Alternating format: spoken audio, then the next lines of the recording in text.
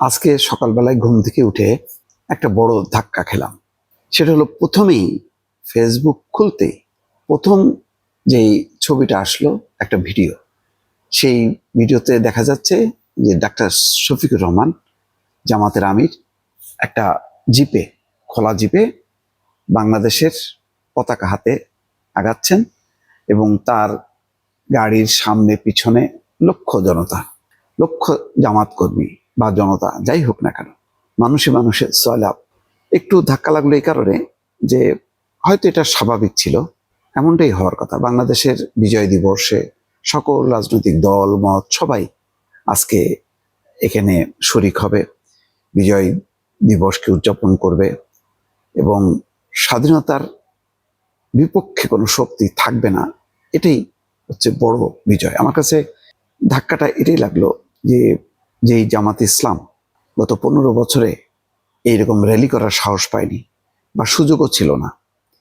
তারা আরো আগে করছে কিনা আমি জানি না, আমার মনে পড়ে না, কিন্তু আজকে তারা প্রমাণ করার চেষ্টা করছে যে তারা বাংলাদেশের স্বাধীনতাকে, মুক্তিযুদ্ধকে, বিজয়কে মেনে নিয়েছে। যে দৃষ্টিকোণে থাকুক না কেন, যে দৃষ্টিভঙ্গি থাকুক না কেন, এটা মেনে নিয়েছে। এটা তাদের নিঃসন্দেহে একটা বড় বিজয়। আর ধাক্কার কথাটা বললাম এই কারণে, স্বাভাবিকভাবে এটার মূল উত্তরসূরি হওয়ার কথা ছিল আওয়ামী লীগের। সেই আওয়ামী লীগের কোনো র্যালি নেই, কোনো বার্তা নেই, কোনো চিহ্ন পর্যন্ত বাংলাদেশে নাই। এমনই একটা রাজনীতি তারা করলো, অথবা পরিস্থিতি এমন একটা সৃষ্টি হলো, আজকে আওয়ামী লীগের 5টা লোক নেই যে বিজয় পতাকা তুলে ধরে রাজপথে মিছিল করবে। দেখেন, যেই জামাত ইসলাম বাংলাদেশের মুক্তিযুদ্ধ স্বাধীনতার বিরুদ্ধে লড়াই করেছে, যাদেরকে বলা হয় স্বাধীনতা বিরোধী শক্তি, এখনো বাংলাদেশের প্রধান রাজনৈতিক দল বিএনপি সেটা মনে করে এবং সেটাই বলছে মুক্তিযুদ্ধের পরাজিত শক্তি। এটা আওয়ামী লীগও বলে, বিএনপিও বলে, আর অনেকগুলো রাজনৈতিক দল বলে। আজকে তারা বিজয় পতাকা হাতে নিয়ে রাজপথে মিছিল করছে। একেবারে সমুদ্র, শুরু দেখা যায় না, শেষ দেখা যায় না, মাঝখানে জামাতের আমির।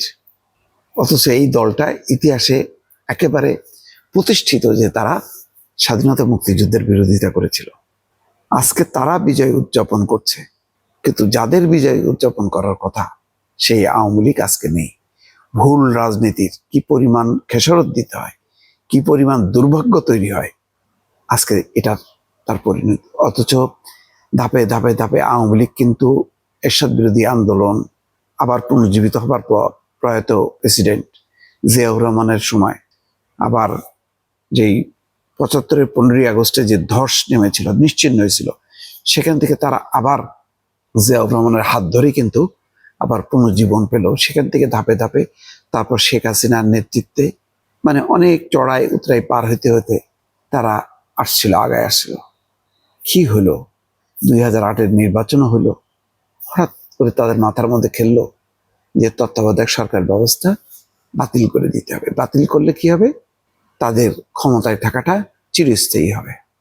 আর কি করলো? হঠাৎ করে যুদ্ধাপরাধীদের বিচারের নামে একের পর এক ফাঁসি দেওয়া শুরু করলো। একদম পরিষ্কার বিভাজন। বিএনপি বললো আমাদেরকে তো 21শে আগস্ট নিশ্চিহ্ন করতে চাইছিল, আমরা তার প্রতিশোধ নিলাম অন্যভাবে। আমাদেরকে যারা নিশ্চিহ্ন করতে চেয়েছিল আমরা তাদেরকে নিশ্চিহ্ন করব। এই নিশ্চিহ্নের খেলা শুরু হলো।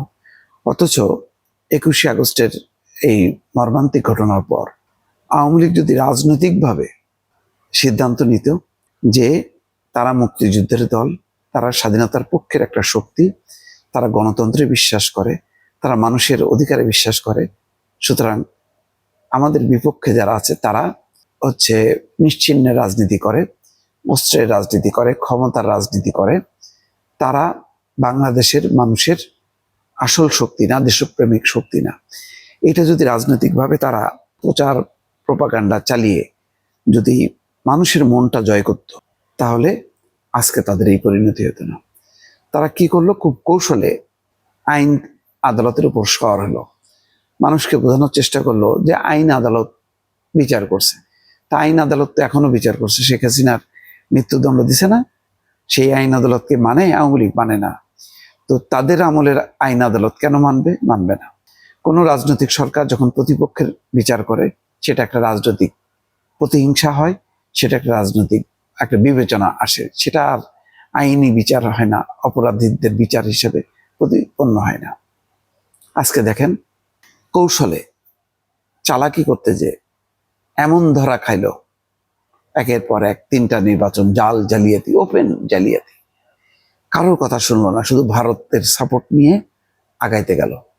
ভারত তো বুঝলো না, একটা পরামর্শ দিতে পারতো, কারণ ভারতের যে ক্ষমতায় যারা আছে, এই মোদী সরকার, এরা হলো বোধ বুদ্ধিহীন ধর্মান্ধ রাজনৈতিক দল, ওরাও এক ধরনের ফ্যাসিস্ট। তো ফ্যাসিস্টে মিলে গেল, তারাও মনে করলো যে বাংলাদেশও একটা ফ্যাসিস্ট শাসন করলে তারা আমাদের প্রধানত থাকবে, ইচ্ছা মতন আমরা ব্যবহার করতে পারবো। এইটাই ভুল। এই রাজনৈতিক ম্যাচুরিটিটা আওয়ামী লীগ শো করতে পারেনি। আর আওয়ামী লীগের লোকজন, আওয়ামী লীগের বুদ্ধিজীবী সম্প্রদায় সবাই হঠাৎ করে যেন কেন বোবা হয়ে গেল, যা হাসিনা বলে তাই সঠিক।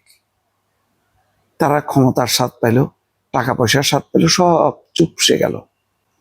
আর হাসিনা তখন ভুল করতে থাকলো, ভুল করতে করতে আজকে এমন পরিণতি, স্বাধীনতার আজকে 54-55 বছর এসে বিজয় দিবসে জামাতের আমির ঢাকার রাজধানীতে, ঢাকার রাজপথে খোলা জিপে করে বাংলাদেশের পতাকা হাতে নিয়ে আগায় চলছে। আর হাসিনা দিল্লিতে একটা অন্ধ ঘরে চুপচাপ বসে বসে দেখছে সবকিছু, পরিস্থিতিটা। কি দুর্ভাগ্য। অথচ এই দলটার 25-30 ভাগ সমর্থক আছে, তাদের কিছুই করার নেই। বিভাজনটা থেকে গেল, যেই বিভাজনটা শেখ হাসিনা তৈরি করলো, ঘটনাক্রমে সেই বিভাজনটাই রয়ে গেল, সেই বিভাজনটাও কেউ দূর করতে পারলো না।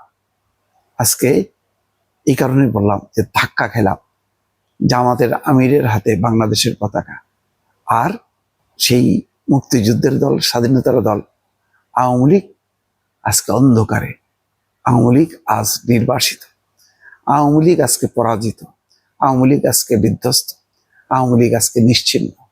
একটা লোক নেই যে এক হাতে বাংলাদেশের পতাকা আর এক হাতে আওয়ামী লীগের পতাকা নিয়ে, বোঝা যাবে যে না আওয়ামী লীগের পক্ষ থেকে বাংলাদেশের পতাকা নিয়ে তারা আজকে বিজয় দিবসে তারা মিছিল করছে। কি দুর্ভাগ্য। সেজন্য বললাম আজকে সকালে উঠেই একটা ভিডিওটা দেখি ধাক্কা খেলাম, তারপরে আস্তে আস্তে উপরে উঠাচ্ছি, দেখি আরো কয়েকটা ভিডিও। তারা খুবই সংঘবদ্ধভাবে বিভিন্ন কন্টেন্ট তারা দিয়ে যাচ্ছে। যাক দর্শক, এই আলোচনা অন্য। ভালো থাকবেন, আল্লাহ হাফেজ।